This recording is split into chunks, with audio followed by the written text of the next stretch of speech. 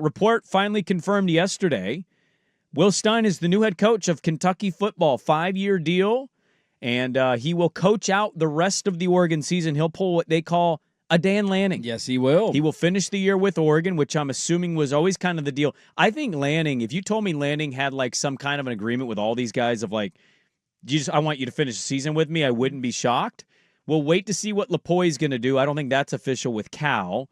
But Will Stein. He's the front runner. I mean, it sounds like all the intel is he will get that job, but they just haven't officially done it yet. But they have officially done the Kentucky Will Stein thing. He's a Kentucky guy. He said he grew up going to Kentucky games. His parents are season ticket holders, evidently. I know he went to Louisville, but part of that's a weird one. Scholarship. Yeah, I mean, I don't know if Kentucky. I don't know the full backstory. If Kentucky didn't give him an offer because he grew up a diehard Kentucky fan. He's from Kentucky. His parents are season ticket holders. I didn't know any of this. I just knew he played at Louisville, and then he ends up going to the in-state rival. That's a massive rivalry in basketball. Not quite as much as football because neither program, outside of a few years for Louisville, hasn't been very relevant.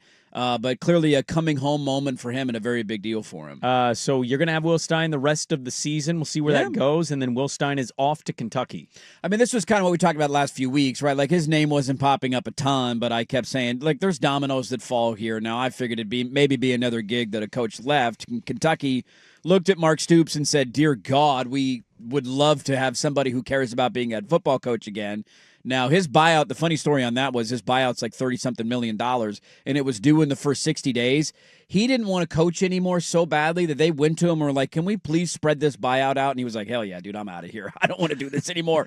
He's totally signed off on it. And they said, sweet, we'll stretch out this 30. We'll give you the Nicholson stretch provision here to extend this over 10 years. Isn't he the same guy that said Kentucky's a football school now? I'm pretty sure he did a and couple years ago. Calipari's like, excuse me? Yeah, what? Say that again? Look, I'm thrilled for Will Stein, man. I think he is a brilliant up-and-coming offensive mind. I think the job that he's done over the last 3 years to take Bo Nix to a point where he's a Heisman finalist, and then last year the undefeated season, and the offense outside of the clunky first 2 games was awesome all year until the very last game of the year. And I've maintained this year, like, look, I think coordinators, especially offensive coordinators, are some of the most criticized people in sports because we have the ability after every decision they make of hindsight. If they throw the ball and it doesn't work, we yell, why aren't you running the football? And if they run the ball and it doesn't work, we say, why aren't you throwing the football? But if it works, nobody says anything. It's the epitome of a hindsight reaction industry when it comes to coordinators and play calling. When I look at a team, and I go back to the conversations we were having in August about they have one returning starting offensive lineman. They have lost all of their top wide receivers, and your number one wide receiver is likely out for the year with a torn patellar tendon. Terrence Ferguson is one of the best tight ends in the history of your program. You lost your top running back, your starting quarterback. Did that come out, by the way, the DeCorian thing? Is that what you're saying? Or No. I said Evan Stewart at the start of the year. I'm saying the conversations we were having in August about what the offense was going to be and how is wide receiver going to be a limitation. You're breaking some news. I'm not breaking any news on that. I hope he plays in the college football playoff. But I'm just saying that's what we were saying in August. And Oregon's offense found a way in different ways, despite injuries piling up as the season went on, to go 11-1 and win different games in different styles. And so I think this is the best year that he's had as the offensive coordinator there. And I remember the day that Dan Lanning was hired and the reaction to it. One of the biggest concerns that I had about him, because it was a defensive coach, and Oregon has not hired defensive head coaches in a long time. The entirety of their modern run has been through offensive-minded head coaches. So he was a yin and a yang to what we were used to in Eugene, Oregon. The biggest concern I had, and you see this a lot with defensive coaches, look at Jimmy Lake and the OC hire he made, is you're really relying on making good hires at offensive coordinator. That is job number one that you have to do outside of recruiting and finding talent and all that. Who the hell is your offense coordinator going to be? He hired Kenny Dillingham. Everybody criticized it. He took a Power 4 head coaching job after 1 year. And then the second offensive coordinator he has hired is now taking a Power 4 head coaching job. I think it's a great sign for what Lanning has been able to do, and I think it's a great sign for the direction of the program that people want pieces of your team to try and take to their team, and I couldn't be more happy for Will Stein. They're not the same, but they're similar in the sense of how we talked about Oregon State. Like if Shepard's going to be great and he's gone in 3 years because he's so great, it's great. That's fine. That means your program has grown in the right direction. I know that's a much different situation, losing a coach versus a coordinator. I find interesting now because I don't, we'll wait to see what Will Stein's going to be as a coach. I have no idea. Seems like a good dude. By the way, the point you made on the offense, you said this is his best year offensively. I've heard other coaches just within our little bubble that have basically echoed the same, like, yeah, he's 100% right. It is. The creativity he's had to bring, the way he's had to dial up plays at certain moments, like there's a lot of people out there watching the game that have really good football eyes that are also agreeing with your take of like, this is the best year he's ever had as an OC, despite having the Bo Nix season. Some of the numbers in other years have been Gabriel. better, but like, dude, they've had games with 3 offensive linemen down, 100%. your running backs are down, your wide receivers are down, and they're still finding ways to win. I do wonder now because, well, you're going to go through this every few years, it seems like, at this rate. Like, it's a good problem to have. And there's just kind of I think a blind faith that he's going to hire the right guy in Dan Lanning, but also is there any level of like, you're never going to bet 100% in everything you do. Sure. And now it's like, who do you go get? And everybody's doing the rumor mill stuff, and Chip Kelly's name gets brought back to the Chip forefront. Kelly will not be the next offensive coordinator. I don't believe Chip Kelly will ever be in Eugene again. I mean, if he wants to come back as like one of those, what were the coaches analyst? under the Saban? Senior, just come hang out. analyst. We'll pay you $40,000. You don't need the money, and you just coach quarterback, whatever. Like he could do something like that, but he's not going to be the offensive coordinator. Right.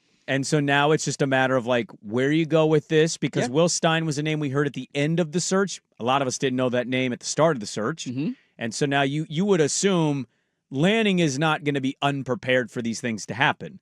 Lanning probably knew if we have a good year in the year I want to have, this dude's going to get taken. So you'd imagine he and everybody within his staff, the general manager, have been slowly monitoring and watching all the offensive minds on all the games and kind of keeping track of who runs similar systems. Because you don't know if Dante's going to come back. No. If Dante does come back, you don't want to have to change it up too much, right? That was the whole from Dillingham to Stein thing. Mm-hmm. Very similar kind of schemes and thoughts. Yeah, I mean, you're not going to go back to running a 1984 offense. It's a modern college offense that will stay very similar. Well, I'd argue college football is becoming very universal in the offenses that they run anyway. Yeah. How many offenses are truly that different? Right. A lot of them are similar. You're multiple, some under center, some mostly shotgun. Like it's a balance. Yes. Downhill. A lot of the schemes and the mentality won't change. I think the first question I have in the short term, the first question I had yesterday when I found out was making sure he's coaching through the playoffs. I think if you're a competitor, that's just a natural thing. Like we'll get to this with Jamarcus Shepard today. It's a little different for a wide receiver coach because you're not calling plays. I'm not saying his job isn't important, but you're not the guy that's calling, hey, 3rd and 7 with the game on the line. You're the one that's making the call here. And I believe he is done at Bama. I think he's still hanging out this week. I think for the SEC title game, but and then he's it's done. Yeah. I believe that, but we'll ask Clark if he has any more intel on that.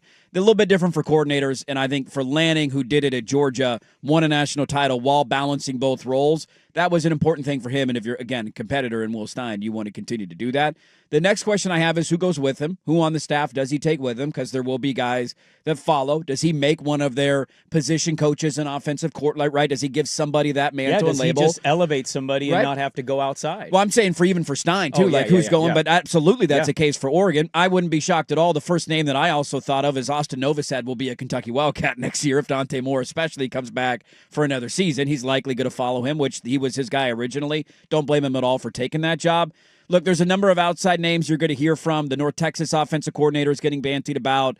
The West Virginia offensive coordinator has a background with Dan Lanning, or not West Virginia, Georgia Tech. They coached together at Georgia.